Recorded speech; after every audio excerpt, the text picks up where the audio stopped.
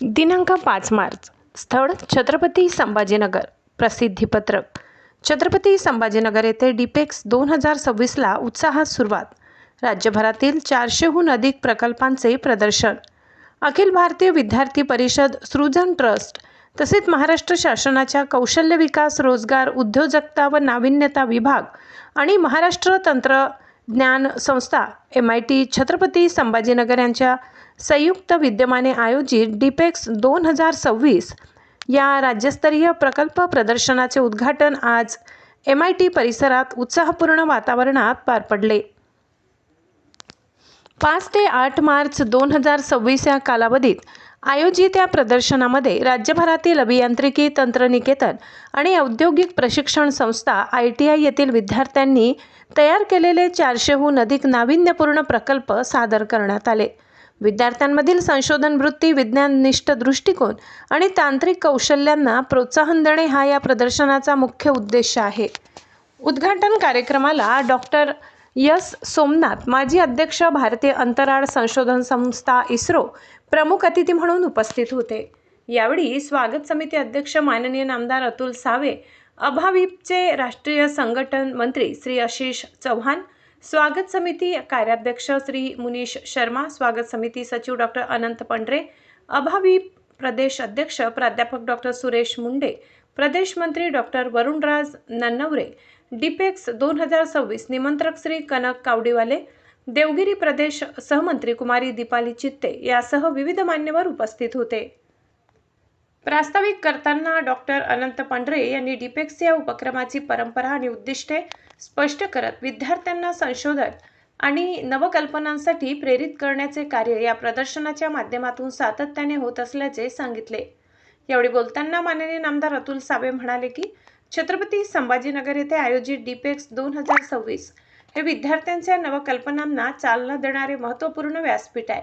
विकसित भारत 2047 या संकल्पनेची पूर्तता करण्यासाठी युवकांची भूमिका अत्यंत महत्त्वाची असून अशा उपक्रमांमुळे विद्यार्थ्यांमध्ये संशोधन आणि तांत्रिक प्रगतीची प्रेरणा निर्माण होते. डिपेक्स 2026 चे निमंत्रक श्री कनक कवडीवाले यांनी सांगितले की 1986 साली केवळ 19 प्रकल्पांपासून सुरू झालेल्या डिपेक्स उपक्रमाने आज मोठी झेप घेतली असून यंदा 400 पेक्षा अधिक प्रकल्पांना या प्रदर्शनाच्या माध्यमातून व्यासपीठ उपलब्ध झाले आहे.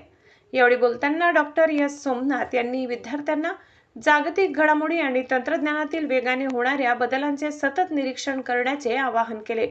आजच्या काळात युद्ध, भूराजकीय परिस्थिती आणि जागतिक आर्थिक बदल यांचा विज्ञान व तंत्रज्ञान क्षेत्रावर मोठा प्रभाव पडत असल्याचे त्यांनी नमूद केले. भारत आज जागतिक अर्थव्यवस्थेत 4थ्या क्रमांकावर पोहोचला असून संशोधन, नवकल्पना आणि तंत्रज्ञानाच्या बळावर देश आणखी मोठी प्रगती करू शकतो असे त्यांनी सांगितले.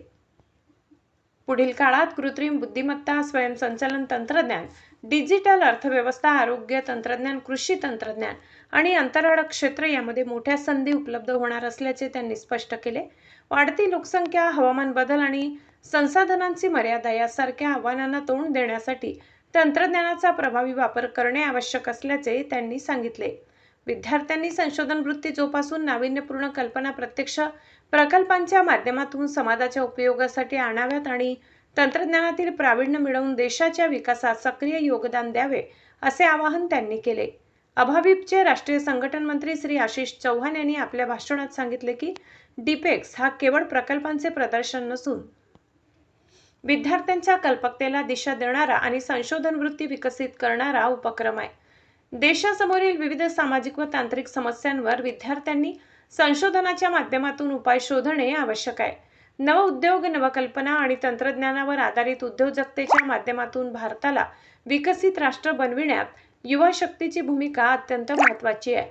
अशा उपक्रमामधून विद्यार्थ्यांमध्ये आत्मविश्वास, प्रयोगशीलता आणि राष्ट्र निर्मितीची भावना अधिक दृढ होते असे त्यांनी नमूद केले.